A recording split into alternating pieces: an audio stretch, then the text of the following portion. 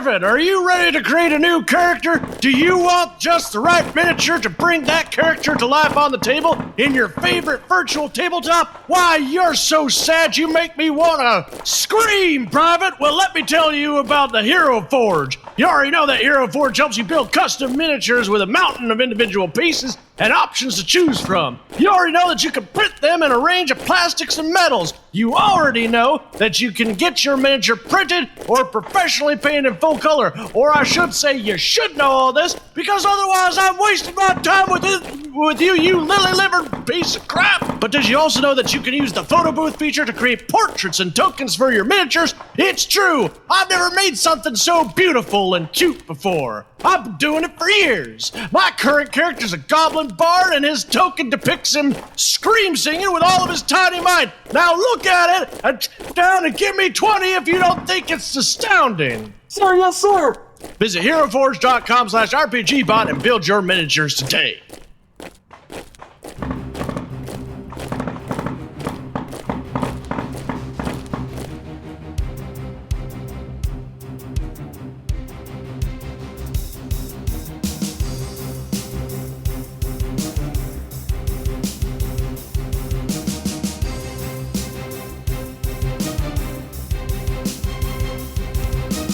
Welcome to the RPGBOT.Podcast. I'm Randall James, and with me is Tyler Kamstra. Hi, everybody. And Ash Eli. I need water after that. Sorry. I have fair. Monster, but I don't know how good that is for your throat. We're going to try You it. got to gargle it a little bit. Just get it in there. Oh. This podcast is not sponsored by Monster. Please don't sponsor us. I beg of you. Although, okay, when the Monster Manual comes out, like maybe we could just circle it around. God, shut up.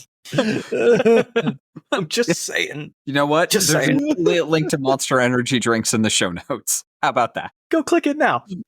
We can't do that. We're not sponsored. We can do that. We can. Absolutely. We can get affiliate link through Amazon. You can buy anything through Amazon. Monsters, monster manuals. Monster seeking monster.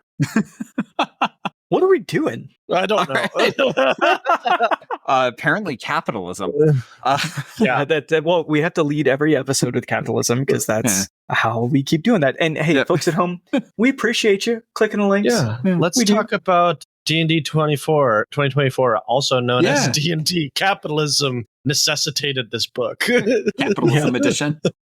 Yeah. Oof. Let me tell you about the real Eldritch Horrors. It's the boardroom, and it's terrible. Yeah. No, okay, folks, we're glad you're here. So this is the third episode in the arc that we're doing, talking about I still don't actually know what to call this. Like, I cannot call this the 2024 rules for the rest of life. Just call it 5.5. It is the 2024 D&D 5th edition rule set. But I'm not saying that. No. It's 5.5? Okay. Yeah, 5.5 is, I think, the agreed upon nomenclature. So let's just start calling it 5.5. You know what? Okay. If it's not, we are making it a thing now. I will not respond if anybody says, "Hey, Ash, I would like you to run a D&D 2024 game for you." I'll be like, "What is that? What's it? A game in 2024? Sure, there's only 3 months left in it." but if you say 5.5, I'll be like, "Oh, I know what you're talking about." Yes. Well, I'm beholden to search engine optimization, so here I am. Boo. But hey, let's talk about character creation in the 2024 D&D 5th edition rules, because it's different. Okay, let's do that. Hopefully you've listened to the first two episodes we did. The first episode we talked through kind of generally what do we think, first impressions. We talked a little bit about character creation. Honestly, we were all over the board. The second episode that we did, we really dove into weapon mastery. It's the single most new novel mechanic for Dungeons and Dragons that we have in our new Dungeons and Dragons 5.5. And then today we're going to do this deep dive into character creation. See, Randall's my favorite. He listens to me. Tyler, no. Do better. Be better. By whose standards, sir? By mine. I think. Did I not make that abundantly clear? That's fair. By my standards. Did he stutter? All right. So let's talk about just leading up front the steps for character creation. Conceptually, not that much has really changed. Like all of the same pieces that you had in the 2014 rules, they're still there, but the way that they're packaged, the way that they're pitched, and the way that they're like the suggested order is different now. Previously, it was ability scores, race, class, background, whatever else. Now they've changed the order. It's now class first, which I've always advocated. Everyone picks class and subclass before they do anything else. Just start from class. Step 2 is your origin, which has become kind of a grab bag of a multiple things. Background, starting equipment, species, in that order for some reason. So like you're dressing up your character in weapons and armor before you know what species they are. Don't know why. Chapter 3, weird. Yeah, really is. Chapter 3, ability scores, which makes sense because your background is going to adjust your ability scores. Step 4 is alignment, which previously was just listed in details because it's really not that big a deal for players for the most part. But now it's its own like top level step. And then try that again. And then step 5 is details. So that's like name, height, eye color, all that other stuff. So yeah, if you thought they were going to take a page out of Pathfinder's book and step away from the alignment, they're like, what if we went the opposite way and doubled down? You guys like that, right? You guys loved alignment. It's a great way to box and label people, right? I didn't. One of my favorite episodes that we've ever done was a 2-parter early in the series where we had a philosophy professor on and we talked about what would be better than alignment. And yeah, what we came up with was better. It's a fantastic episode. There's a link in the show notes. If you haven't heard it, I do strongly suggest it. Okay, here's what I'll say. If they were going to keep alignment, I like the cute little D4 tables where it's like if I have high strength, I roll a D4 and I get a little flavor for my character. If I have low strength, I roll a D4, I get a different little flavor. You also do that with your alignment as well. Yeah, I meant alignment. I don't know why I called out strength. It's because it's in front of me. That's why. But yes. But, I mean, they do have that for the ability scores. I don't think they have that for alignment, do they? They do, yes. I'm looking at it. Personality traits by alignment, D4 for chaotic, boastful, impulsive, rebellious, self-absorbed. It's on page 40. Okay. Yeah. So it's, if we're going to keep alignment and like we kept it, we apparently did. It's fine. I like this. It's cute. Yeah. It's never going to matter.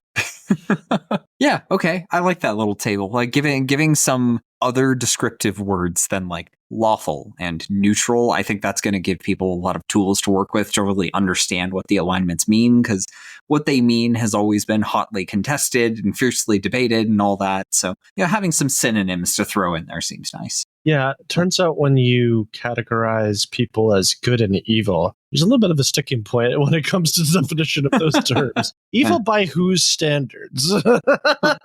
What if I'm rebellious and vengeful instead of chaotic evil? Yeah, I don't know. Yeah. Wait, you're never mind. Keep going. I have never once been described as rebellious or vengeful, so that's fair. But then you went through that portal, and here we are. That's true. It's like you shaved your mustache. It must be evil, Tyler. All right. So I have to imagine most of the people listening at home probably don't have their hands on the player's handbook when they're listening to this episode, because this episode should release a week or two after Gen Con, and the street date for the player's handbook isn't until, I think, September 17th. So, there's a few weeks where some of the things we're going to say they may have some gaps. We may miss some things. Some of the stuff may not make sense.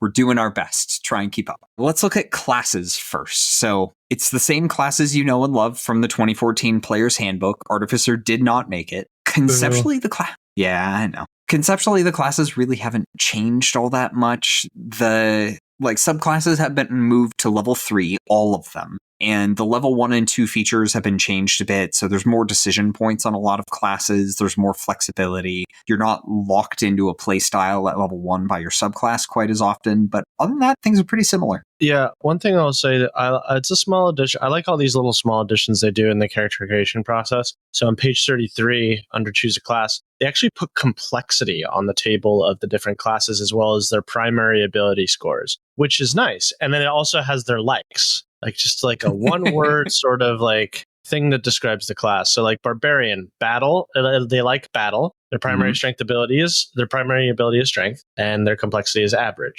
So yeah, if you're wondering which they classified as high complexity and which they classified as low, Druid and Bard, Sorcerer and Warlock are all high complexity. Also Monk. Definitely Monk, yeah. I kind of agree with those. They only rated 2 as low complexity, which is Rogue and Fighter, which feels right. Yeah. Yeah. Honestly, I have mixed feelings things about a couple of these. I'm not going to quibble too much. Wizards can be very, very complicated, or they can be dead simple. So I guess calling it moderate is fine. Oh, you just don't like that wizards weren't considered high complexity. Yes, I do. Love that is correct. That is hilarious. Yeah, and sorcerers are.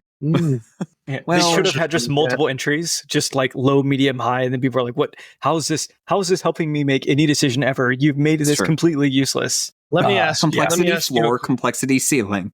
Okay, let me ask you a question. If you want to play your first spellcaster, not divine, which class would you pick? Oh, I was going to say druid until he said not divine, and I had to think for a second, like, do we consider them divine, or are they primal, or are they primordial? What game is this? They're divine. Yeah. First spellcaster, paladin. Interesting. They're also divine. Oh, shoot. Eldritch Knight. Not wizard? Like, wizard is one of the first classes that a lot of people play. Well, because everybody knows what a wizard is. Like, That's true. I get to be Gandalf? Great. But then they walk in, they're like, what do you mean I've got 5 hit points? And they die. Okay, look, I think this was going by, in terms of complexity, like their barrier to entry. Wizards, pretty average barrier to entry. They have a high skill ceiling, but that's not what this is about. Okay. All right, fine. They triggered you. Yeah.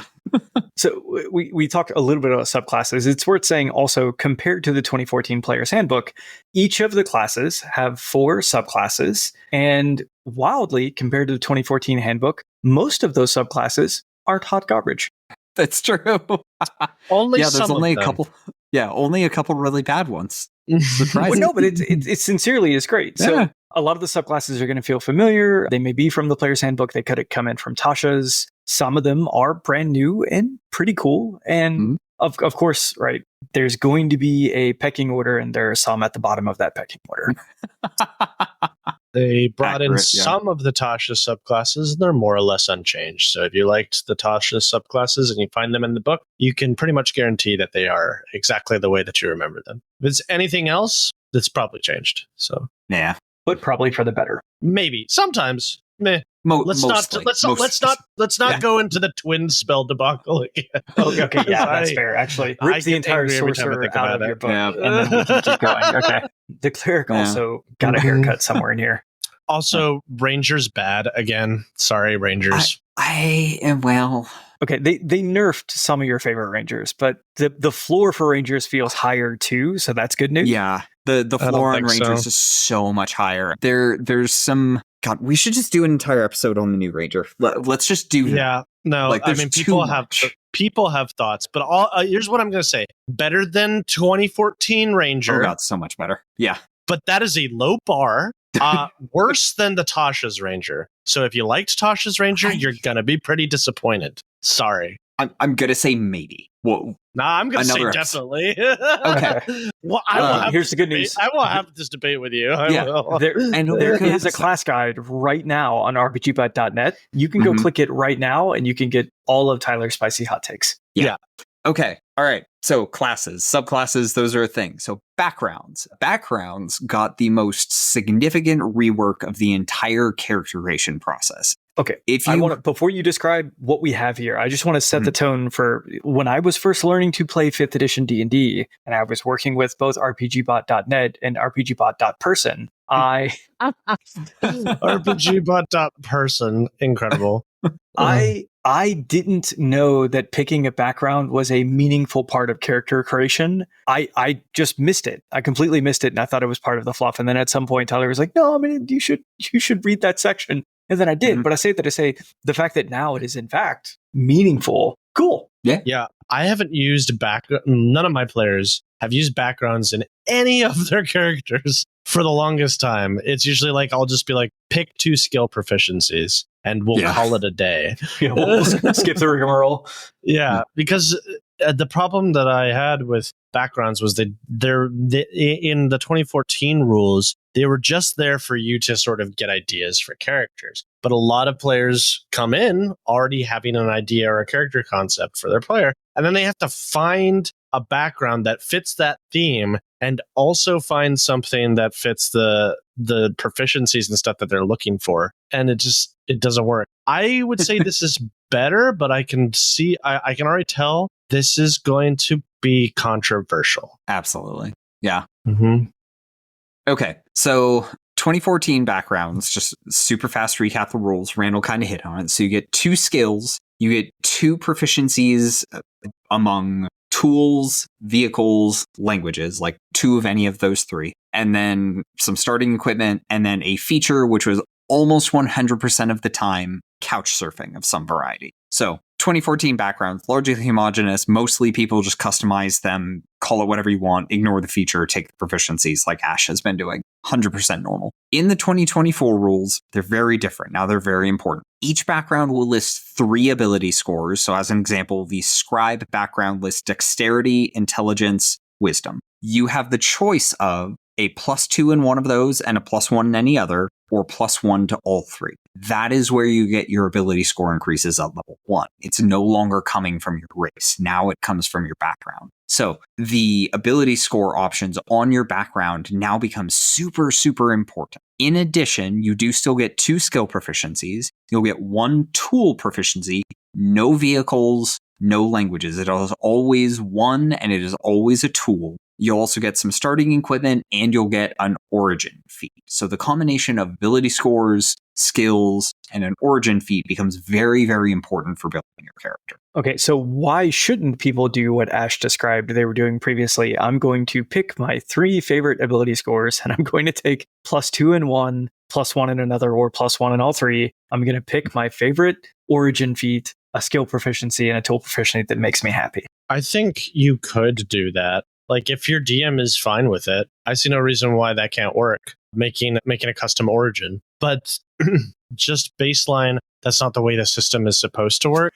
Yeah. Because it's very specific as to like which background gets what. And it's kind of like Pathfinder 2 in that way, where Pathfinder 2 also gives you an ability score boost and a feat, and maybe also a skill proficiency. So it's basically just from Pathfinder 2. I think the difference there is though, 1, Pathfinder 2 has like a bajillion backgrounds. So you can pretty much always find something that both fits thematically and is good for your character. And you also get ability score boosts from your race and your ancestry, and your class. Yeah. So the fact that it's all consolidated into this one background, and there's only, let's see, how many are there? 16. 16. There's only 16. Yeah. It's not great. So like, for instance, if I wanted to play like a former cultist guy, like a paladin who was a former cultist who worked as a dragon for like the right hand man of the cultist leader is now reformed, what background would I choose? Acolyte? Acolyte, sage. Yeah. I guess. Maybe a charlatan if you knew it was scam the whole time. Yeah. Enough. Okay. Yeah. But then is that actually going to work with the character concept? Like the background might make sense, but are any of these things useful for the character you're about to play? Who knows? Good luck with that. Yeah. I will offer this. Do you suspect as we get adventures in the future, as we get source books in the future, when we get reintroduced to Kryn, when we get introduced to Greyhawk for the first time, that we're going to get new batches of backgrounds fit for the adventure or for the source book, for the world that we're playing in? I would assume so. We might get another thing where we get like 1 or 2 backgrounds per book, like we did in the like very tail years of the 2014 rules. So like we got 1 background in Glory of the Giants, and I think we got 2 in Dragonlance. So like we might get them in a trickle, but hopefully we'll also get a big rule supplement every couple of years that'll have just a whole bunch of new backgrounds. Because I agree, there's so much more that could be done here, especially if they add more origin feats in the future. So there's room to expand this. And can we get like 5 or 10 per supplement, please? Yeah, that would be nice. I agree with that. 2 is not going to cut it. I'm sorry. No. If you want this system to be fun, I'm going to ask for 2 things. Yeah, 5 to 10 per supplement. Tie them to major characters in the supplement. Like, so if it's an adventure for the GM, just stick as a sidebar. This NPC has this background. This NPC has this background. If it's a source book and you're trying to present this to the players, give like dossiers on characters and like, okay, that's a really cool concept and I really like this. And here's how they were put together. Here's the background that they're taking. My second ask, and this is Watsy, I know you're listening. I know you listen. Lean in, get in close. Just put the backgrounds on D&D Beyond for everybody.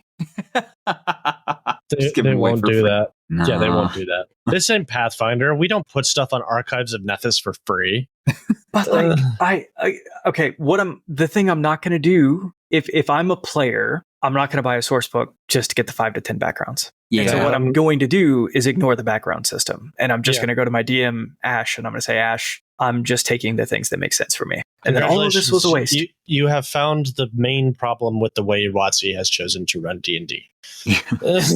Okay. All right. Well, I'll write this down. We'll page it in. Backgrounds. Yeah. Okay. So one word of advice, if you're going to choose to just go like full custom on the backgrounds, that gives folks a lot of room to optimize their characters more than the game expects. So if you're going to allow that, and there's nothing wrong with it, honestly, if you're going to allow that, make sure everyone at the table is doing it. Otherwise, you're going to have like the one person's like, oh, that's weird. My ability scores are perfect and I've got exactly the right feat. I don't know what everyone else's problem is. Yeah. Or just make your own as the DM. Like, have the player tell you what their background is, and then you make something that you feel is within the spirit of these rules without being fully optimized directly for them. That can be more fair. So I think Tyler's right. Like, either go all in with just let everybody craft their own backgrounds and ignore the pre-made ones entirely, or ask players what their background character is and then create one for them if they don't think any of the backgrounds really suit their character. Yeah, I think that's right. And it's not a ton of text. Each background takes up a quarter of a page and half of that is art. So like you can write a background in like 5 minutes. You'll be okay. Yeah, all you need is ability scores, a feat, skill proficiencies, tool proficiency, and starting equipment. That's it. Yeah. You don't even need the description because obviously the player's backstory is their description. And you could skip the starting equipment and just say, here's 50 gold. Good luck. Yeah, there you go. Right, so let me ask the question. Were any of these spicier than others to you? Did anything jump out at you as being particularly good? Something that's going to be very popular with most folks? Okay, so I want to call out 2 things. So first, Magic Initiate is an origin feat, which is real cool. It's available on 3 different backgrounds, but Magic Initiate only lets you pick from the Cleric, Druid, or Wizard spell list now. So each one of those 3 backgrounds lets you pick one version of Magic Initiate. So don't go like, oh, I'm going to take Acolyte and get Wizard spells. No, that's the Cleric one. Double check. So word of warning there. I want to talk about the Scribe background because I think that one is going to get picked a lot for kind of deep, stupid technical reasons. So the ability scores for Scribe are Dexterity, Intelligence, Wisdom. And then you get 2 skills, and then the origin feat is Skilled. So you get 3 other skill or tool proficiencies of your choice. It's like right there, very, very versatile. But the reason the ability scores matter is the combination of dexterity and wisdom. That combination is really, really effective for a lot of classes. Fighter, monk, ranger, cleric, like dexterity and intelligence, like that's wizard right there. So that setup for ability scores is going to make the scribe really, really easy. And, bonus skills are always great if you don't know exactly what else you need from an origin feat. So I think Scribe is going to feature a lot. People are going to use it a lot. And people are going to find themselves in parties where like 3/4 of the party were professional scribes in a prior life. So it's just like a bunch of bookish nerds and then like their local barkeep go on an adventure. Yeah, this is the issue that I have with backgrounds because as soon as something becomes like optimal, everybody's going to pick that. Also, it gives you proficiency in perception, which is a great skill to have. I was like, is there any other background that does it? Sailor has strength, has dexterity and wisdom as well, but it gives you Tavern Brawler, which meh. So many monk sailors. Oh my goodness. Oh yeah, monk sailors everywhere. Yeah, Wayfarer has Dex and Wisdom. It gives you the lucky feat, but actually, Monk Sailors is pretty on point because they also give you a proficiency in acrobatics and percept. Yeah, Monk Sailors is the way to go. Yeah.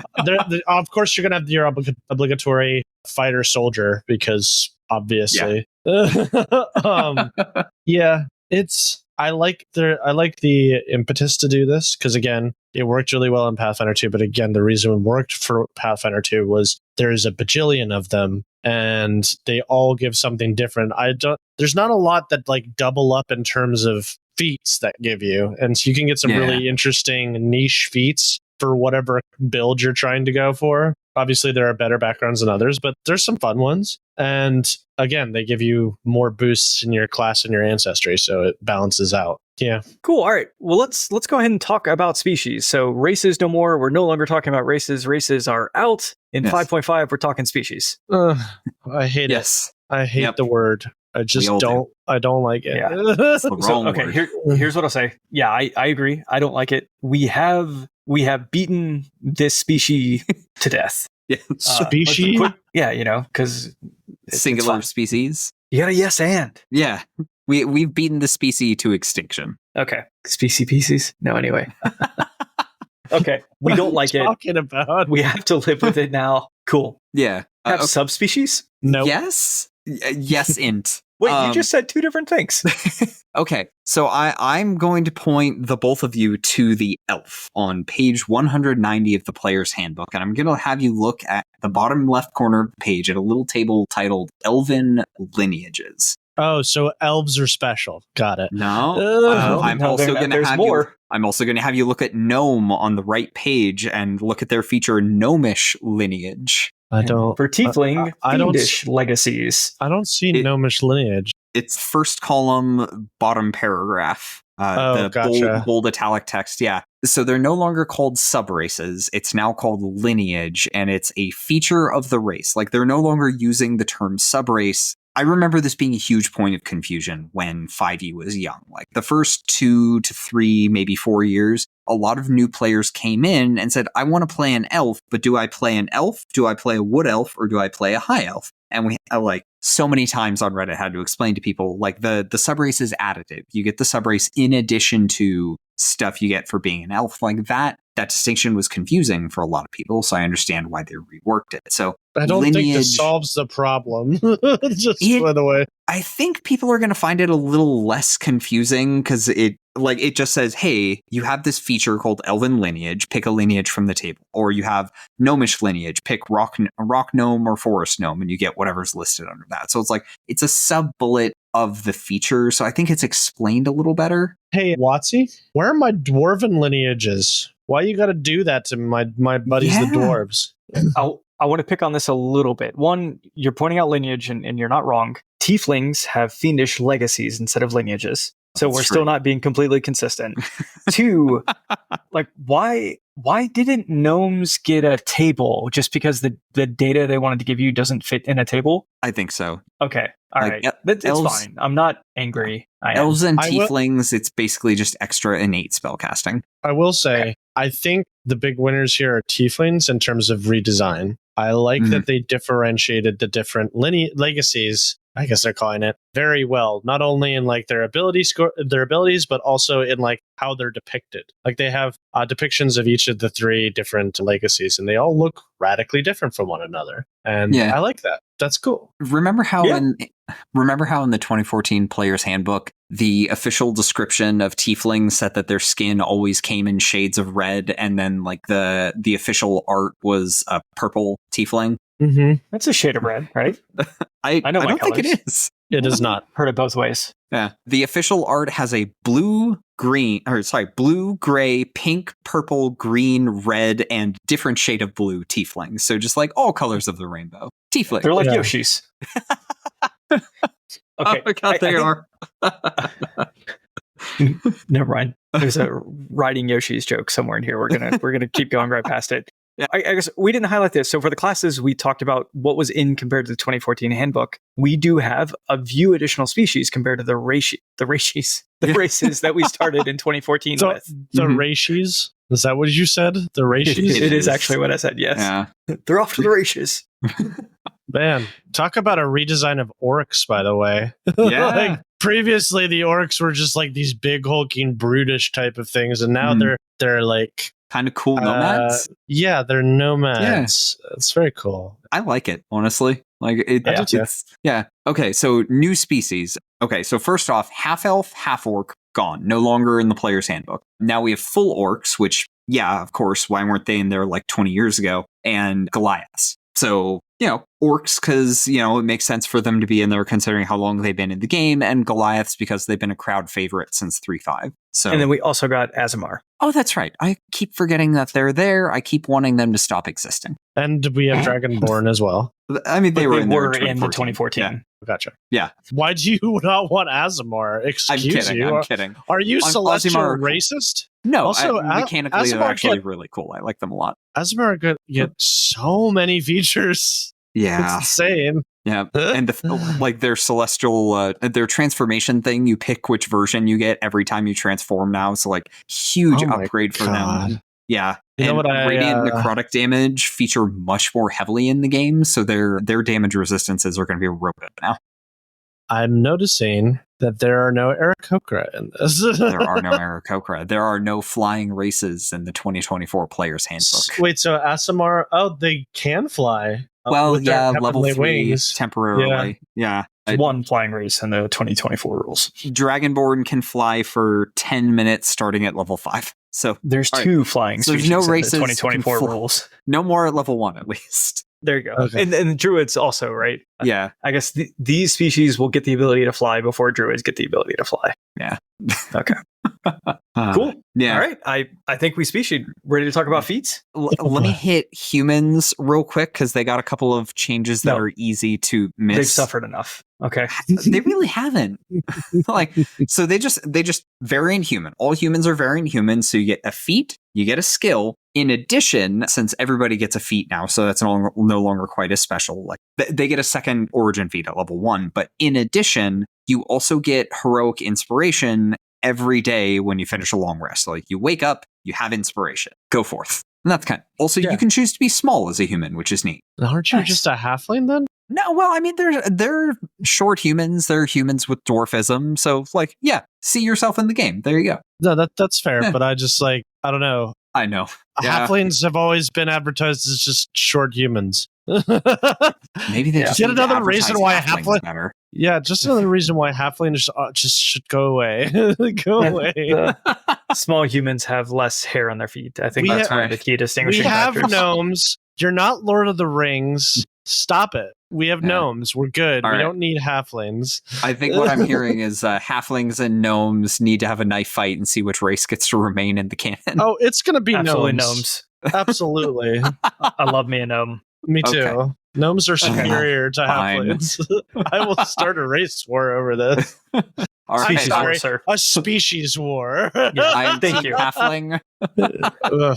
Because you're team Tolkien. No, it's because you're team Beta. All right. I think we should talk about feats now. Let's talk about feats. Yeah. All right. So what if I told you? For those who don't know, that was a joke. I was being facetious. I do not actually believe that. Okay, please do not at me. Yeah. He knows that halflings are good.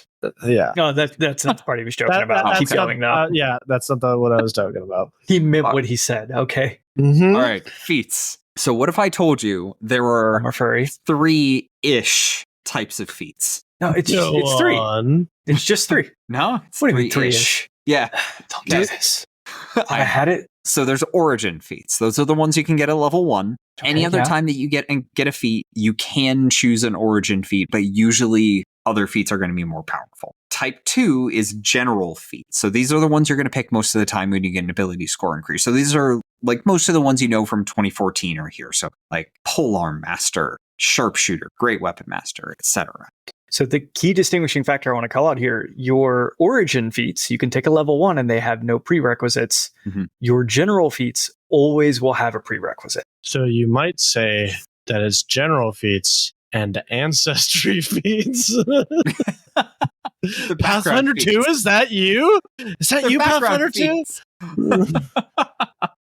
It's the same principle. It's the same principle. The only difference is that you only get one of them at the beginning. That's the only difference instead of every 2 levels.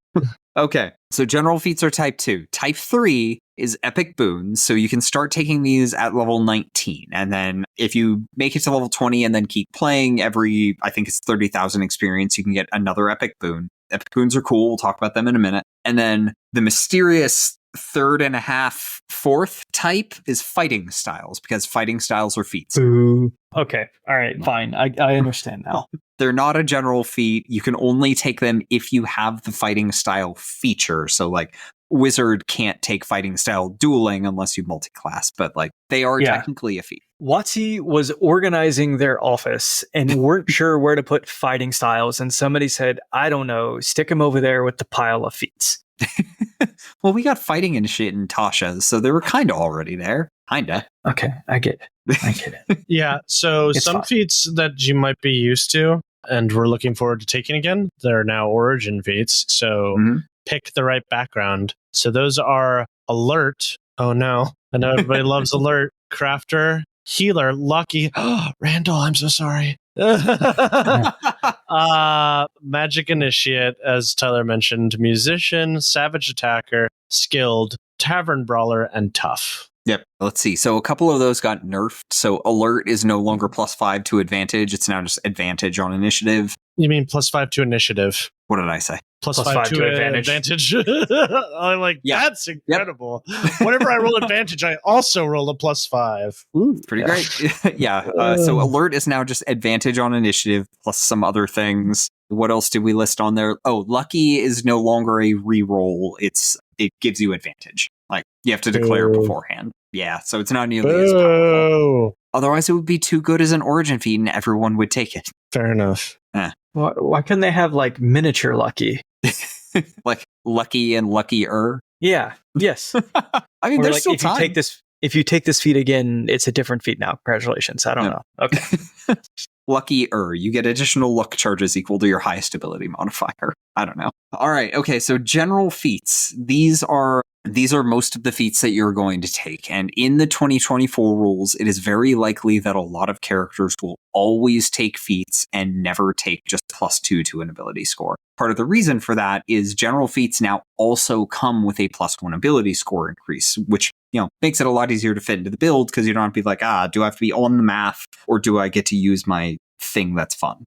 Yeah. And in fact, to be clear, the ability score improvement, like it used to be ASI or feat. It's not ASI or feat anymore. Now, ability score improvement, ASI, is a general feat. And the thing that it lets you do is increase your ability score. Yes. Yeah.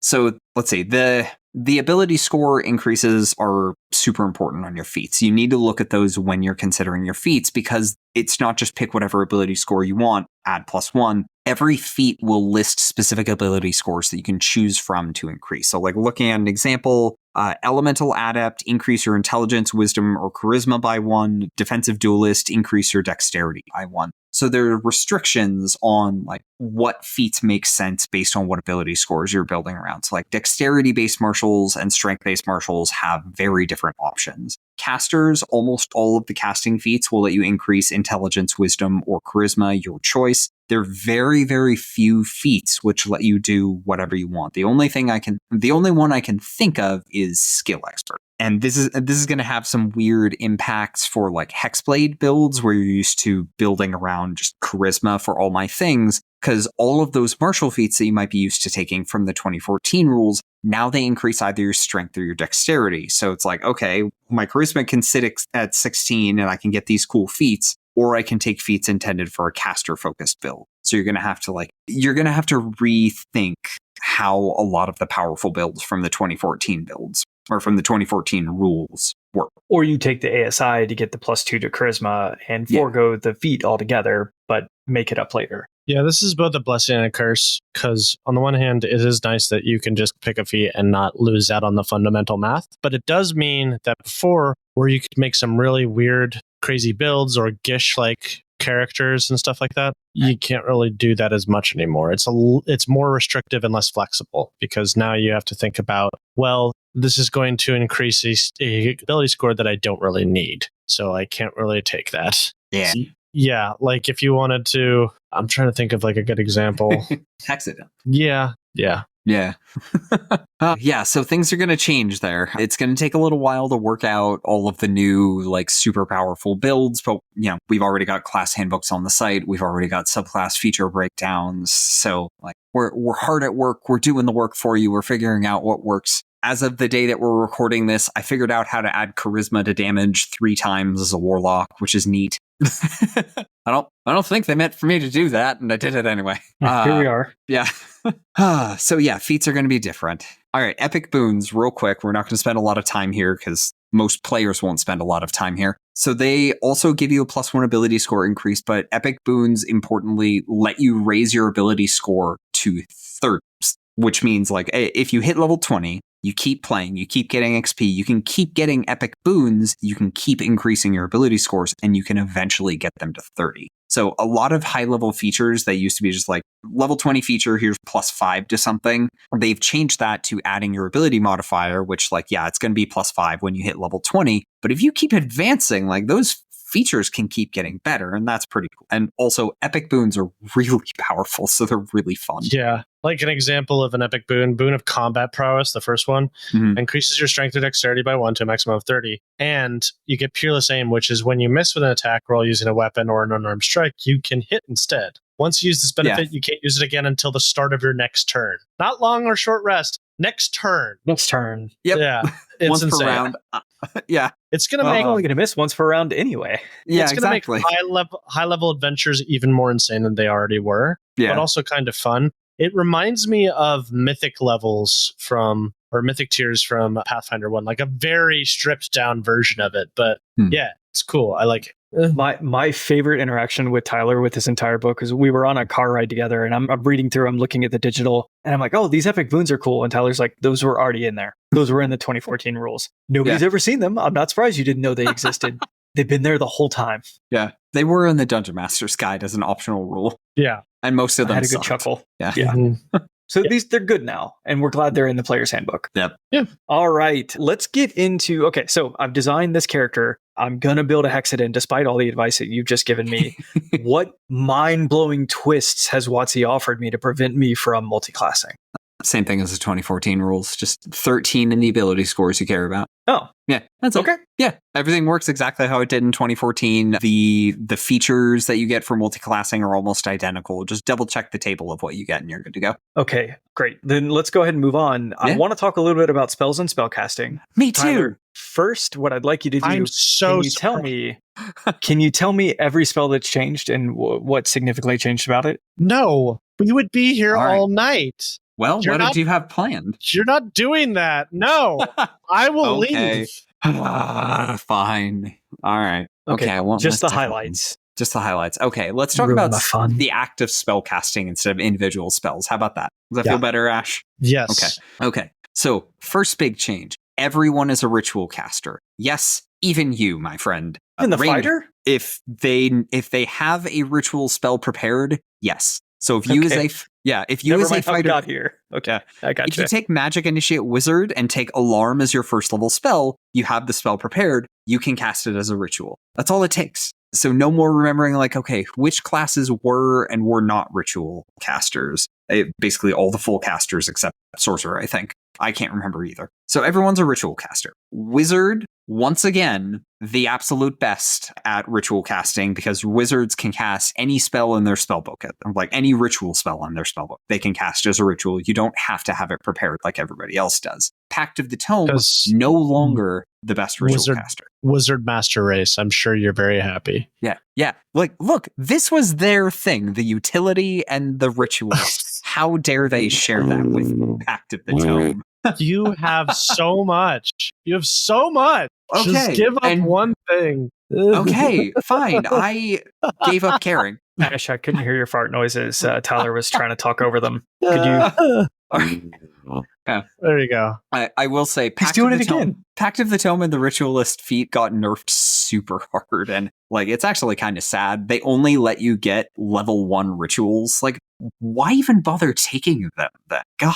Don't act like you're sad. You're happy. No, that one actually does kind of suck because it means like if you, it makes it really hard to get ritual spells from outside of your class, like in any way. So that does feel like something is lost, in my opinion. I don't feel like ritual spells were ever really the problem that needed to be fixed. There were a lot of things that needed to be fixed in the 2014 rules. Ritual spells weren't one of them. All right, so that's that. there's been a change in terminology. You'll notice, like I talked about, just having to have a ritual spell prepared. Everyone prepares their spells now, and I'm using the word prepares extremely liberally because so are the rules. All of the classes that new spells permanently, your sorcerer, your ranger, all that, they all use the prepare terminology now, and basically every class does it very slightly differently. Clerics and druids get to pick from their full list every day, just like usual. Paladins and rangers can only change one prepared spell per day. But rangers also aren't locked into the spells that they learn on level up. So like rangers got better, paladins got nerfed a little bit. Okay. Yeah. I just hate that we're using the term prepared and it means so many different things across so many different classes. It just feels confusing in my opinion. Okay, so what's happening to me, the good boy sorcerer? Good boy sorcerer. You got some great buffs, I'll tell you that. You're basically doing the exact same thing as you were. Like you can change one prepared spell every time you gain a level, so it is really hard for you to change your prepared spells. But you also get way more of them, which is neat. Okay, all right, yeah. Good. Yeah, in the 2014 rules, rules, spell away from me.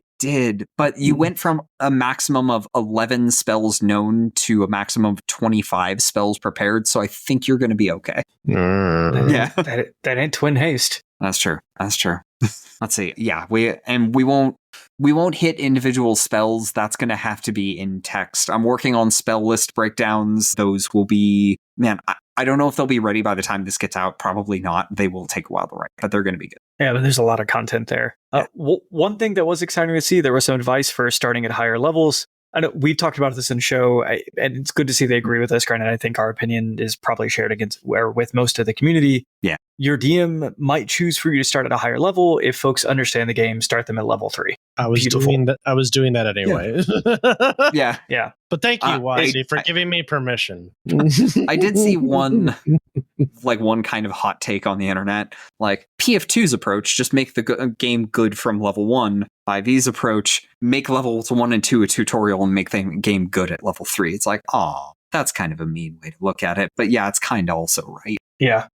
Okay, all right. So this is fantastic. Now, the one thing we were promised when this happened, and Tyler, you personally committed to me, it's the only reason I'm still doing this podcast, is that if I wanted to, I can still play the 2014 content. So tell me how that's completely true and my expectations have been met. I don't remember promising that.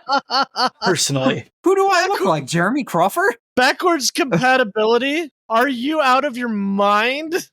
Like it's kind of there. No. Like parts of it, big parts of it work. Okay, all right. Okay, let's go through some of the pieces just in character creation. We're not going to be able to hit on monsters because we don't have the monster manual yet. All right. Sure. Backgrounds. You are allowed to use backgrounds from books predating the player's handbook. There's a little sidebar in the PHB. I'm just going to read the text. If you're using background from an older book, adjust your ability scores by increasing 1 score by 2 and a different one by 1 or 3 scores by 1. None of these increases can raise your score above 20. And then 3 paragraphs later in the sidebar, if the background you chose doesn't provide a feat, you gain an origin feat of your choice. So Ash, you're the custom suggestion origin, here it is. Yeah, exactly. If you were just going to look at the background and say this is too restrictive, do what thou wilt, legacy backgrounds. That is exactly it. Weirdly, it doesn't say anything about starting equipment or the feature provided the background. So I guess you still get those technically. So congratulations. If you take a legacy background, you're both power gaming and really good at couch surfing. Yeah. My concern is, what if a player wants to bring their pre-built 2014 character into a game with 2024 characters? Oh, okay. Crawford did address this one specifically. You could just use the character as is, no changes necessary, and it will just work fine. Okay. But will I be underpowered? No. Ish, a little. It depends on how well you built it. It depends. Honestly. If you bring in a 2014 Gloomstalker Ranger, you're going to make the 2024 Gloomstalker Ranger look like trash. But the 2024 Gloomstalker has weapon mastery, Ash. I'm sorry. Is that better than an extra attack and a D8? I don't know. Okay. Yeah. All right. So backgrounds. Let's talk about Rashis. Rashis. Jeez. Please don't call them that. If you're using a species from an older book, ignore those increases and use only the ones given by your background. So literally just use the race as written, just ignore the ability score increase entry. That's it. So like you could still use everything in Monsters of the Multiverse just fine. You can pull the half elf out of the 2014 Player's Handbook. Like all of that is still perfectly valid and works just fine. What about custom origin? What a question. I think you would get let's see. You would get I a think I feat. broke It doesn't Tyler's say what brain. I wasn't prepared for this emotionally. You put or it in the script. You put it in the script. I didn't write custom origin. Oh wait. Yeah, I did. you said wait, what about custom right there under your quote? I wrote it in the How are you? How is this blindsided you? How is this I wrote this script. Okay, all right. Custom origin. You'll get a feat as expected, but you'll note every general feat and every epic boon has a level prerequisite. So you are semi-intentionally limited to origin feats. So you get an origin feat and your choice of a skill proficiency or dark vision. And you can be small or medium. So basically you are human, except you could get dark vision instead of inspiration when you wake up every day. Which honestly, that feels fine. That was beautiful, Tyler. That was the most you thing I've ever heard. You're just like, I wasn't thinking about this. It's in the script. Yeah. I wrote it down. I meant to come back to it. All right. What about classes and subclasses? Oh God, okay. This is why I'm thinking that it's not very backwards compatible, because I don't think you could take an old subclass and put it onto the new subclass on the new classes. I just think they fundamentally would not work with each other. That feels right to me. I agree with that. I think most of them are going to work just fine, actually. Like there may be a couple of exceptions. Like Hexblade's going to feel real weird because Pact of the Blade 8, like half of its functionality. Yeah. Otherwise, I think it's going to be fine. You're telling me Twilight Cleric, which was already pretty busted, with double the amount of channel divinities, that's not going to be pretty busted? Okay. I didn't say it was... I'd never said it was balanced. I said it would work. Sure. And it works. Whether it's balanced or not is a different question. Yeah. So if I take my 2014 Gloomstalker Ranger and I put it on a 2024 Ranger, I get weapon mastery, but I also get... So anything that has been updated and reprinted, you use the new version. So Gloomstalker, new version. Hunter, Ranger, new version. Evoker, Wizard, new version. Like you always use the new version as opposed to whatever was in previous books. Oh, you misunderstood me. I want to put my 2014 Shroomstalker onto a 2024 Ranger. I mean, if your DM lets you get away with it, why not? Okay. The Groom Stalker goes to weddings and attacks people by surprise. God, that's horrible.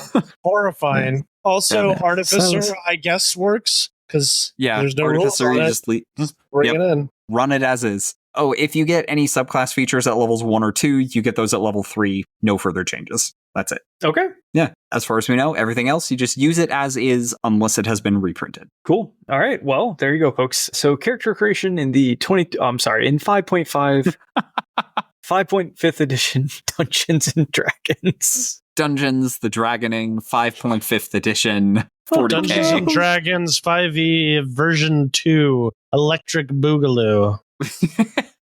I like that. We should have done that. Advanced Dungeons and Dragons. Dungeons and Dragons 5.2. Yeah. Dungeons and Dragons, The Reckoning of WotC. Reckoning my checkbook. All right, we have a question of the week this week. This week, our question of the week comes to us from Vandal Veteran. What is the best way to generate PCs and NPCs in bulk? All right, so I cut this one down from the original question. Vandal Veteran talked about like generating stats and using character builders and things like that. And I think this is the meat of what they were actually asking for. Well, to generate just like NPCs, like names and backgrounds and stuff, there's so many generators out there that you can use. If you don't want to find those, a site that I use for just names, fantasynamegenerator.com, great website, gives you a ton of different stuff, like not just people names, place names, and descriptions. It's a great site. Use it. But in terms of like stats and stuff, my process when I'm making an NPC it's really hard to make an NPC from scratch, and I don't recommend doing it if you can avoid it. If you have an idea in your mind of like what you want what kind of like abilities and stuff you want your NPC to have, chances are there's so many monsters already out there. Find one that looks similar to what you were thinking and reflavor it, change some abilities, adjust some things. Maybe if you want it to be a harder encounter than it is, you can adjust its stats up, all that good stuff. That's real quick. That like I've been able to create like entire encounters and boss stuff by just grabbing a bunch of monsters and taking like 5 minutes to work on them. I can do that in like an hour. It's real quick. I know it's tempting. Don't build NPCs as player characters. Yeah. That's because for one, the math isn't really designed around that. And two, it's going to be a lot for you to keep track of in combat. I don't know about you, but I sometimes just, even if I've worked on a monster for a while, I will forget like half of its abilities when I'm running it, especially if there's a bunch in like I'm running an encounter with multiple. Like if I am running an encounter with more than one spellcaster, chances are I'm not going to use most of the spells that those guys have available. So PCs have so many features and it's just going to be a nightmare. What I would recommend is Pathfinder 2 actually has a good suggestion for this. If you want to build an NPC like a PC, instead of just building an NPC like you would a PC, look at the features that class gets and just pick the most important ones and use those and put them in. I don't say avoid it entirely. Like I think for like really important boss level characters and you have like this really interesting build that you want to play with, then yeah, I think that works. But don't do that with your average monster. You're just going to give yourself a headache. Just pull monsters from the monster manual and reflavor it. Like you could take a troll and change it into like a bionic warrior like a cyborg who just like has an auto repair feature on himself. And there you go. Now you have an encounter that's essentially the same, but your players don't know what it is because you've reflavored it. Yeah, I think I generally agree with that. I know you said this. I want to explicitly say it. Like also taking, the actions, the bonus actions or reactions, like everything that creature is going to do as your new NPC and reskinning it to make sense.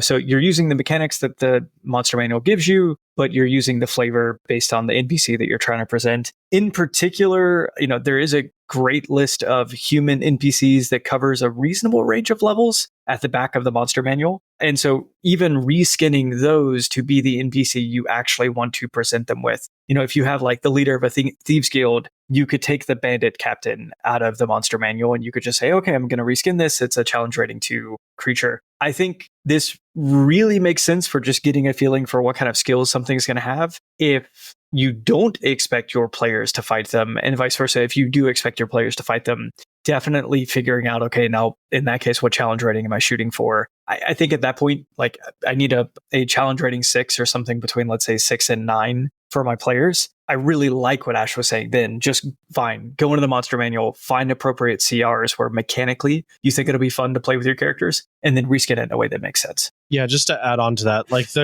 as a person who tends to use more humanoid enemies than others, because I find fighting a person with like actual sentience and belief systems more interesting than fighting just a random monster. There's not that many high level humanoids, so just take like a devil or something else and just reskin it. But also, I would caution you against the theory that every NPC that your players meet needs to have a stat block, because 90% of your NPCs are never going to enter in combat. If that scares you and you want to be prepared for any eventuality, then what I would recommend is most average NPCs are going to have the commoner stat block. If it's a guard, use the guard stat block. If it's anyone who is mildly more capable than your average person, like, like mentor figure or something like that, use veteran or spy or noble or assassin. Those are all those will cover like 90% of your NPCs, so you never have to think about it ever again. All right. I want to add one more thing to this. If you basically, if you're tired of the monster manual and you want more monsters to reskin to run for new characters, the Tome of Beast books from Kobold Press are all really good. There's a lot of really cool humanoids. So like any of their Fey Lords for something higher level, they don't need to be a Fey Lord. You could still have a lot of fun, reskin a little bit exactly what they're doing to your player characters. But there's a ton of good stuff there. And then if you're just flat out reskinning stuff, there's a lot of amazing, like mechanically interesting creatures that you can challenge your party with. So I do really like any of the Tome of Beast books. All right, so we've beaten on stats to death. We haven't talked a whole lot about personality. So I'm going to encourage you, go grab your 2014 Player's Handbook, flip to the background section. Pick a background that makes sense for your NPC, and then under each background, there are tables for personality trait, ideal, bond, flaw. Pick one of each of them, you have a personality. Grab random name generator, you have a name, that's all you need. That is an entire NPC, everything except stats. Like if you go and buy the essentials kit, all of the NPCs are like their personalities are like a business card. It's a picture on one side and on the other side, it's personality trait, ideal, bond, flaw. Because that's all you need really. Like that's a whole personality right there. And you can just act out the rest as you go. Yeah. Even for like your main villains and stuff like that, you don't really need more than that. You just need a jumping off point. Unless it's like a major campaign villain that has all these plans, but that's more plot information than it is personality information. Yeah. So yeah, less is more when it comes to NPCs. Don't feel like you have to write every single NPC's backstory or you're going to drive yourself crazy. It's the same reason why people say, don't design a whole world before you write the campaign. Just make the starting villain. That's it. You don't need anything more than that. You can have ideas for stuff so that, you can drop little cues here and there, little tidbits of information, but realistically, you only need as much as is necessary for your players to feel like the world is alive, because chances are your players are going to completely ignore the NPC that you spent 3 hours working on. So yeah, just even with villains, that's why I say even with villains, you don't need more than that, because it could be that even if you're playing this villain to be a major arc villain for the rest of the campaign, your players could just kill him the first time they meet him. And then you've wasted all of that time doing nothing. So yeah. All hail the Leisure Illuminati. Hail. Hail. Hail. I'm Randall James. You'll find me at amateurjack.com and on Twitter and Instagram at jackamateur. I'm Tyler Campstra. You'll find me on RPGBOT.net, Facebook, Twitter, YouTube, RPGBOT.Net. Most other socials as RPGBOT. And I'm Ash Eli. You can follow me on Twitter at Graven Ashes, being specious. I think that is the word. Hot take. I think we should just let pandas die. That's my hot take for the day. At me at Twitter. It's good for my engagement. Your anguish sustains me.